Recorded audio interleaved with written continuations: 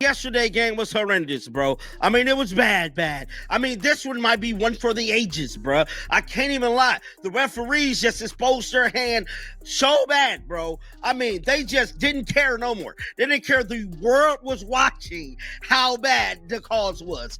They didn't care at all. They was going to get their issue off against the Fever no matter what. And I'm here to tell you, that's exactly what went down, bro. I mean, they got their issue off in a major way, bro. I mean, there was countless of times I could literally look at the screen and know that was a foul. This isn't just rookie hazing, and it's not just physical basketball. What is happening to Caitlin Clark is a disgrace, and the evidence suggests it might be intentional. We're talking about blatant off-ball cheap shots ignored by referees, damning statistics that expose a shocking bias, and a league commissioner who remains silent while her biggest star is targeted night after night. The WNBA was handed a billion-dollar miracle, but it seems the league, its veteran players, and its officials are doing everything in their power to destroy her. This isn't a conspiracy theory, the proof is undeniable, and what it reveals is a league on the brink of sabotaging its own salvation. So lads, today the referees gave the report on the situation, and it's even worse. It's even worse than I imagined, and it was pretty grim.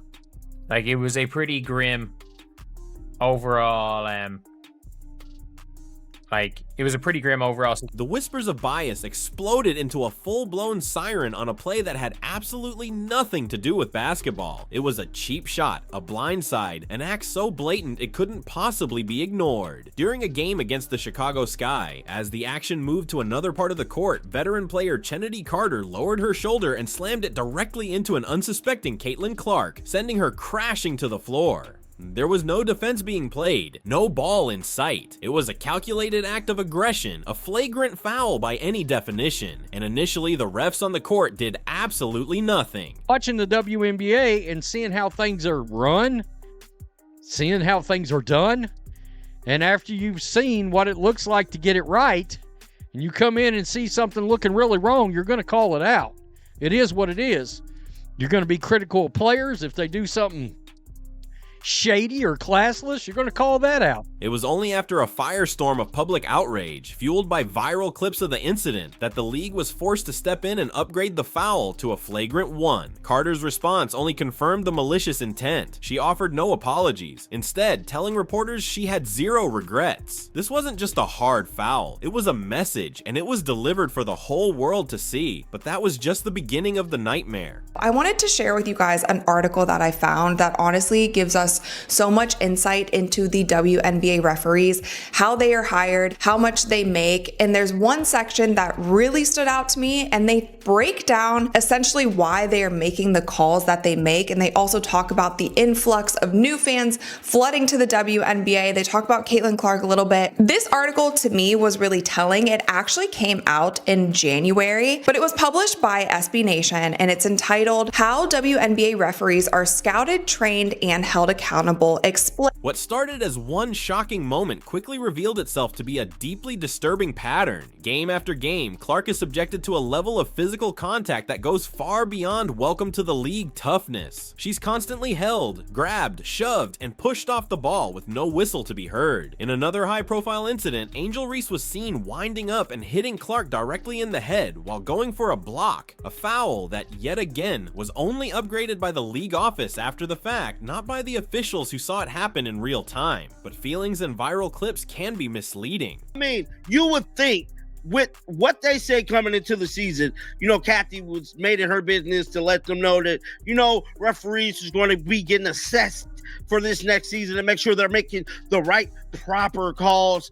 Man, at this point, we need NBA refs all the time, bro. I don't want these YMCA, junior league, high school ass referees, bro. We need real life refs because as of right now, they're costing the Indiana Fever major games that they definitely need to win. The numbers, however, do not lie. In one damning stretch, the Indiana Fever had a free throw attempt discrepancy of -31. Their opponents were getting to the line at a staggering rate, while the Fever, and specifically Clark, were getting hacked with absolute impunity. This isn't just bad luck, it's a statistical anomaly that points to a clear and undeniable bias in how her games are being officiated. This consistent pattern of on-court aggression and referee inaction action begs the question, are the officials just incompetent, or is something much darker at play?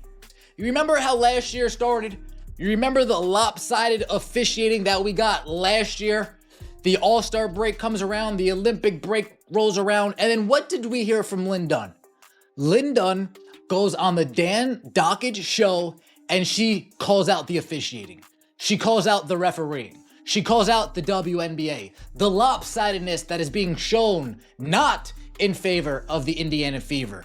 The clear biases when it comes to foul calls. The clear biases when it comes to not calling foul calls. Last year, it took us halfway through. To understand the on-court chaos, you have to look directly at the Zebras. WNBA referees are not the full-time, highly paid professionals of the NBA. Many work other jobs and officiate in a league that until this year operated largely outside of the national spotlight. Now suddenly, their every single decision is being dissected in high-definition slow motion by millions of new fans who know exactly what a foul looks like. They are visibly cracking under the pressure. Things a little bit holistically. I think Caitlin Clark is a really hard player to officiate, much like Diana Taurasi was throughout the course of her career, for a couple of reasons. Caitlin Clark regularly gets picked up in the full court. She also gets blitzed more over the course of her career than any player in WNBA history or in that period of time. And she also creates some contact herself on the offensive end of the floor. She is very difficult to officiate because of all of the contact that's happening around her all of the time. That being said, I was in contact with a number of WNBA coaches yesterday about this topic of the officiating in the WNBA, and all of them said it needs. Every missed call on Clark is amplified across social media, creating a feedback loop of intense scrutiny and ridicule. But is it just incompetence? Are they deliberately ignoring fouls to appease a certain faction of veteran players who want to see Clark humbled? Or are they simply not equipped to handle the speed, intensity, and massive attention of this new era? A lack of skill is one thing, but it doesn't fully explain the bizarrely one-sided nature of the calls. To understand the true motive, you have to look beyond the refs and deep into the locker room. Off by sharing that the officiating in the WNBA became as hot button of an issue as any. Heated debates surrounding the league's physicality dominated the headlines, particularly when Indiana Fever star rookie Caitlin Clark was subject to several intentional fouls. Now, they also brought up Game 5 of the WNBA Finals. We actually made a whole video about that as well because there were some suspect calls at the end of that game, and a lot of people felt like the WNBA Finals were actually rigged. The most controversial and whispered about theory is that this isn't about officiating at all. It's about raw, unfiltered professional jealousy. Caitlin Clark walked into the WNBA not as a humble rookie, but as a global phenomenon. Her multi-million-dollar endorsement deals with giants like Nike, Gatorade, and State Farm dwarf those of even the most established league veterans. She flies on private jets, a privilege the rest of the league fought tooth and nail for years just to get approved. This has created a palpable and toxic resentment. Here,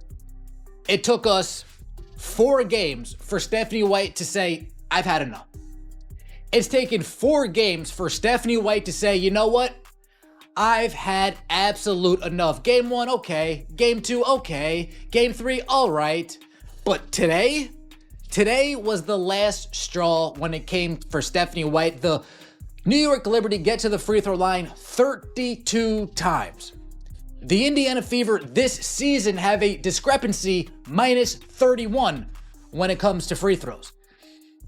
That doesn't seem right. The old guard, players who scratched and clawed for every scrap of media attention and every dollar, now see a newcomer arrive and instantly become the undisputed face of their league. The physical abuse on the court, conveniently allowed by the refs, starts to look less like basketball and more like a coordinated effort to put the new queen in her place. And as the league's veterans seemingly turned on Clark, her own coach was rapidly approaching a total meltdown. This is what the referee said happened. Why was JC Sheldon's foul upgrade to flagrant one? In the judgment of the officials, the foul by Sheldon was unnecessary. The contact to Clark's face. Furthermore, there was a wind-up and impact, and the contact to face carries potential for injury. How did you come to the conclusion that that is a flagrant one? How did you come up to the conclusion that it was unnecessary? There was a wind-up, and it was to the face.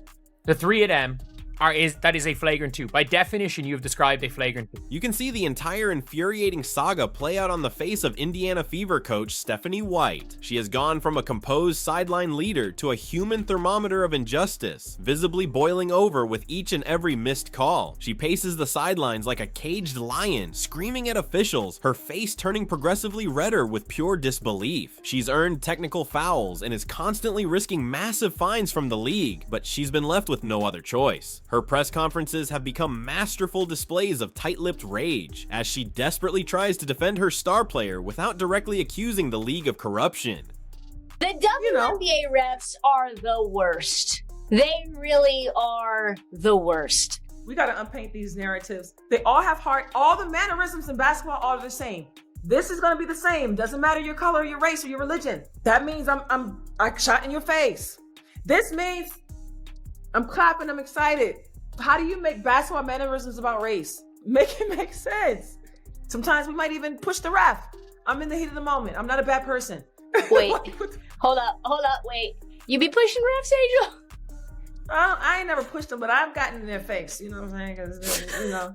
Even when you watch the MNBA, I would pray for, and Scott Foster sucks, but I would pray for a Scott Foster in the WNBA. Some of these women's refs, I don't know if you feel this way, Angel, but they have a... Coach White's meltdown is a mirror for the audience. Her raw frustration validates what everyone at home is seeing, a game that feels fundamentally and perhaps intentionally unfair. But while the coach was fighting a lonely battle for her player on the sidelines, the one person with the most power in the entire league was nowhere to be found. I've said it before and I will say it again. The WNBA as an organization is insufferable, and you would be hard pressed to find another organization that is as committed to self-imploding as the WNBA.